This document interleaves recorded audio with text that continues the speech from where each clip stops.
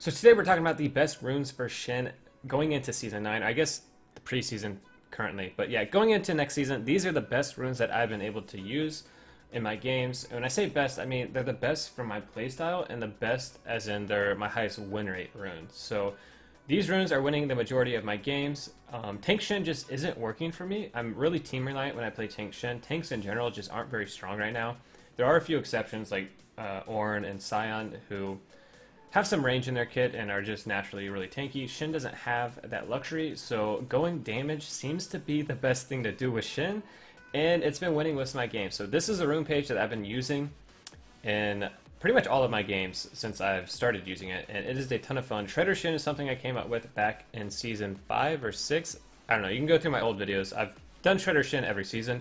It's a ton of fun, but this season, it is so freaking good. Like, it's actually good. It's not troll at all. Like, it's probably the best way to play Shen at the moment, because if you can't build tank, essentially if you can't beat them, join them. If somebody's doing a butt ton of damage, build more damage. That's kind of what it comes down to. Now this is kind of a bruiser style build, but you don't really get tanky until you're like your third or fourth item, so you kind of are a glass cannon early game, but so is everyone else. So it's a ton of fun.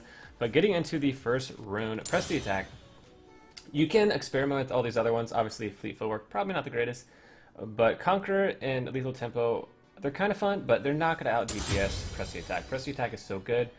And part of the reason is because of the build that you do with Shredder Shen. It amplifies your damage by 12%, up to 12%, from all sources for 6 seconds, and you're going to be building a lot of passive damage in your build. So that's why Press the Attack is so good. And then Triumph down here, we don't really care about ultis that much, and we don't care about overheal. Triumph is really good. It's really good early game too. So you're bringing Ignite top lane, not Teleport. And most likely the enemy top laner is bringing Ignite as well. Not always, but most of the time they are. So if you both have Ignite and you're both going for that first kill, if you're able to get the first kill as well, and they Ignite you, that would normally kill you, Triumph will save you a lot of the time. Even though it's nerfed healing with Ignite, but it still will save you a lot of the time. It happens to me all the time on stream. So yeah, fun stuff there. I don't know how many times I said all the time, but I feel like it was too many. Getting into the next row, we have Alacrity. Obviously, Shen does really well with attack speed. Once again, we don't care about these other two. Not going to help you out that much. And down to here, we're running Last Stand. You can run Coup de Grace. I run Last Stand because consistently it does more damage than this, so I'm just going for the most damage, and Last Stand does that for me. Getting onto the second part over here, this is where it gets pretty spicy. We're running Gathering Storm. We want to scale really well into the late game. Now, obviously, Gathering Storm is really good if you're ahead, and it's also really good if you're behind. If you're ahead, it's going to put you even further ahead. If you're behind, you're going to gain a lot of stats for free. It's awesome. It's awesome. So it's going to put you back in the game. It's a ton of fun. You can snowball out of control with this and also catch back up if you're behind. So really, really good there.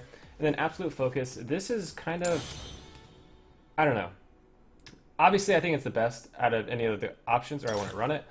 It's mainly for the burst damage. Why is it on Gathering Storm? Why is that up there? I don't know what this room page is doing. Anyway, while above 70% health, gain an adaptive bonus of up to 24 attack damage. So essentially, it makes you burstier, right? So you taunt onto your target, you get your 3 procs off of Press the Attack, and then you pop Titanic. And it is disgusting how much damage you do. And you want to pop Titanic after you have Press the Attack stacks, because it will amplify your damage by up to 12%. So your active will hit for 12% more. So make sure you get the Press the Attack stacks off before you hit Titanic active. I'm really bad at that in games. Sometimes I'll just pop it right away to scare them. But yeah, essentially that's what you want to do. But Absolute Focus will give you even more burst damage, which is tons of fun. And then down here, obviously, Adaptive Force, and then Health. You can run whatever you want in this last one. I just run Health, but the main thing is damage. So with this build, you can get kills at level 2, you can get kills at level 3. Keep in mind you are running Ignite, not Teleport. And then if you fall really far behind, which this actually happened to me yesterday on stream, I was laning against Ribbon, I believe. And I started 0-2, and then I came back and destroyed everyone. It was pretty disgusting. Like, this build and this room page are legitimately good. It's not troll, it's actually extremely viable, and I'm going to do my Unranked to Diamond series at the beginning of the season with this room page, because I'm really confident in it. I think I can get to Diamond pretty quickly. Yeah, it's a ton of fun too. Like, doing a damage with Shen is just a blast.